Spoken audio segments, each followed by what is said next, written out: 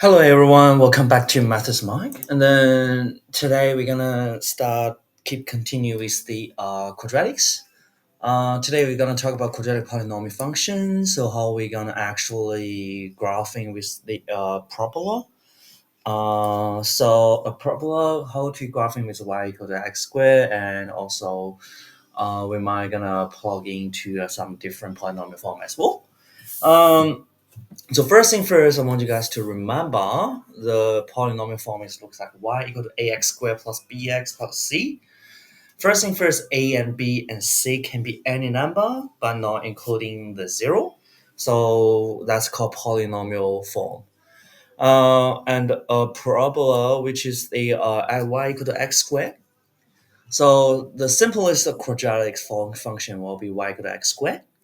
And the table of the value is the constructing the x y equal to x squared for maybe with the negative 3 to 3. So I will show you how we're going to do with the tables. Um, so imagine we have x. So we have a negative 3, negative 2, negative 1, 0, 1, 2, and 3.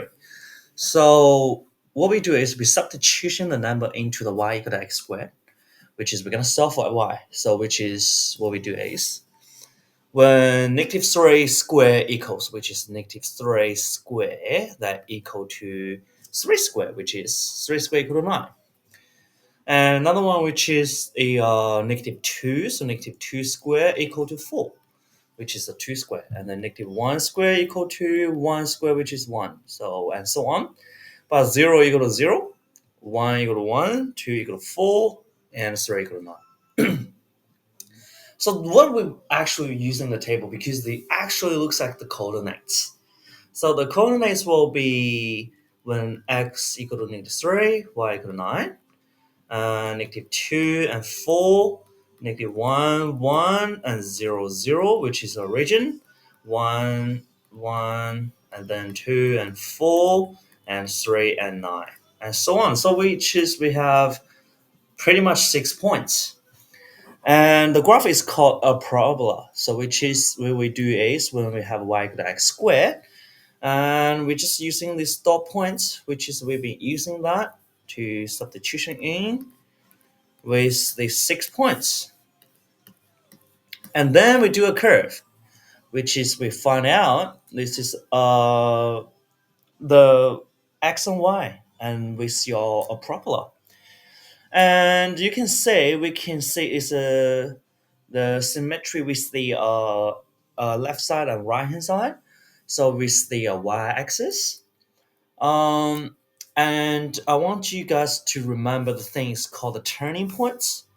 The turning points, which is when the points are touched or vertex.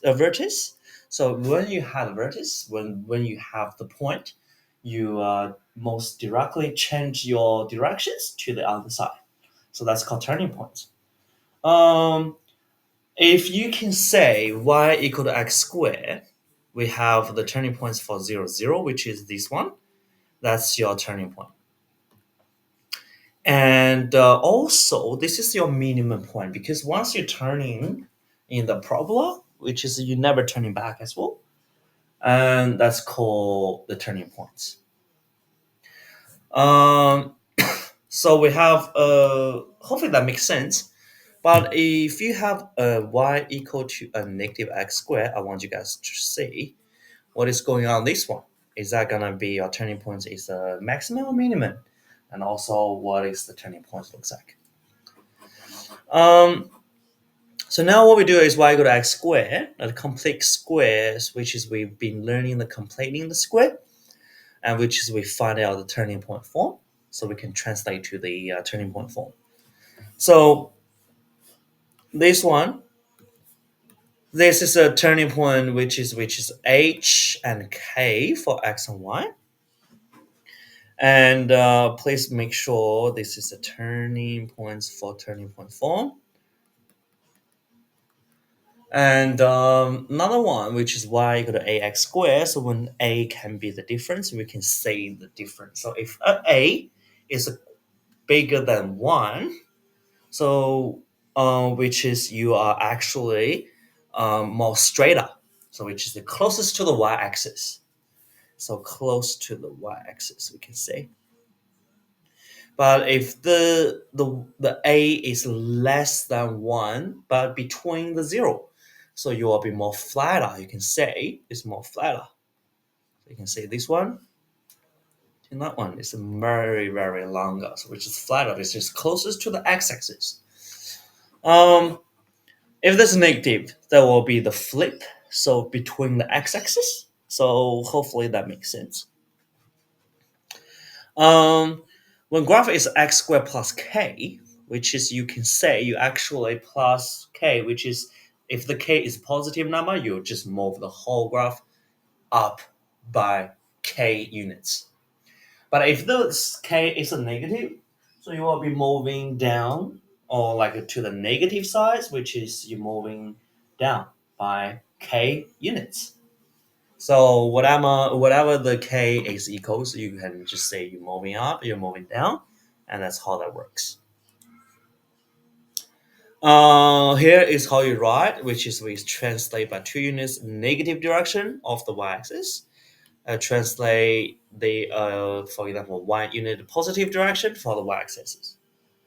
So sometimes we translate by positive and negative direction by x-axis. So how they actually looks like when y equal to x minus h squared.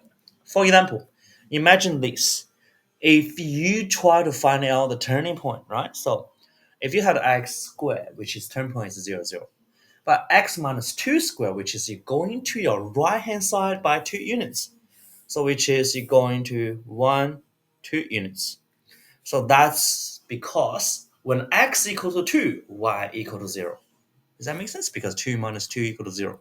So that's why you're moving, if you're the minus, you're moving to the right.